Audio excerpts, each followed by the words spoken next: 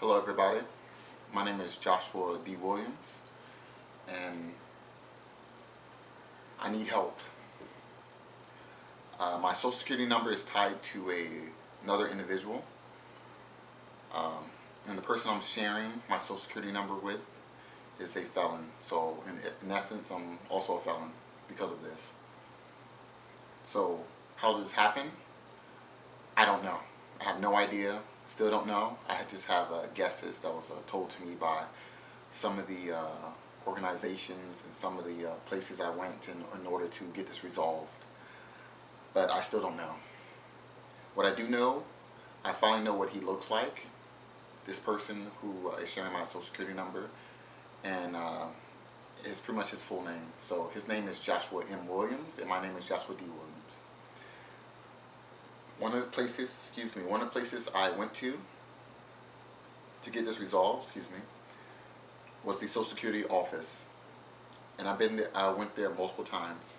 And I really, truly thought this would get it resolved, but obviously it didn't. All right, I will start off at pretty much square one when I first learned that this happened. Pretty much, I joined the Marine Corps in 2007. Pretty much after I graduated high school, uh, and about 2 years in, uh, I got a call from pretty much my chief warrant officer in Cherry Point, North Carolina. Someone called him pretty much, I believe, from the not the criminal justice system, but the prison system. Uh, the prison system in New York called him and to let him know that one of his Marines was in prison. Obviously that was not the full case. You know what, bump it. I'm not gonna do a double take. I'm just gonna be real. I'm not the best speaker in the first place, so please bear with me. I'm gonna be as real and as honest and as raw as possibly can. Cause this is serious. This has affected me for over 8 years, and I don't know what to do. I honestly don't know what to do. Now I'm gonna finish explaining it, and I'm gonna ask you guys for help. So, like I said before, about 2 years in, Cherry Point, North Carolina, my chief warrant officer called me in there. Someone from the criminal system, the jailhouse prison system in New York told him that one of his Marines was in prison. That was not the case. I was in the office. Like I said before, he called me in there. Uh, we originally thought it was identity theft, so he sent me to the lawyers or the legal team on base. So thank God for that right there. But we looked into it and we found that like there was nothing on my credit history at that time, uh, or nothing that looks like. Let me rephrase that. Nothing that looked like this person tried to take money from me or put out a loan in my name. At least not at that time, as far as I was aware.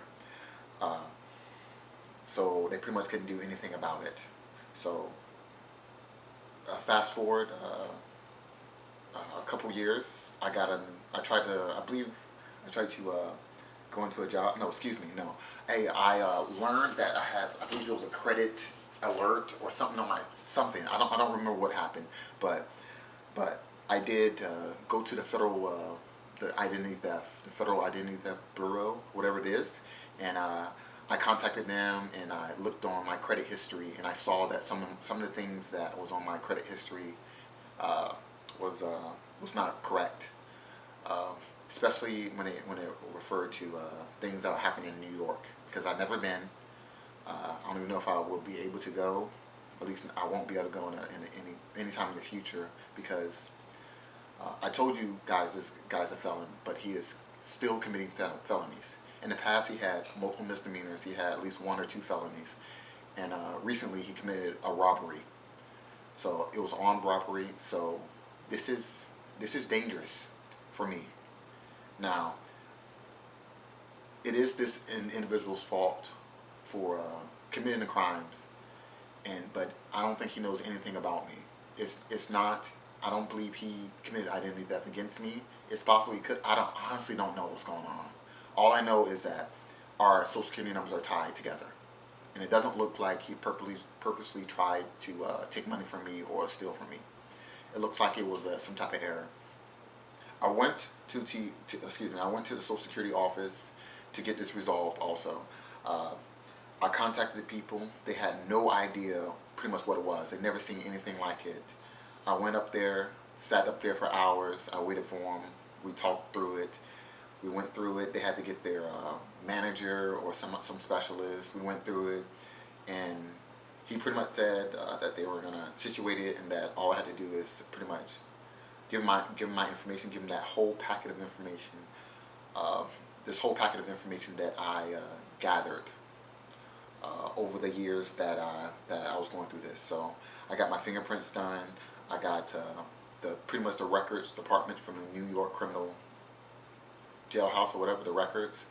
I was in contact with them, and I got their information. I sent them my fingerprints. They sent me a letter back telling me and pretty much in the letter that this was not me, judging by the fingerprints.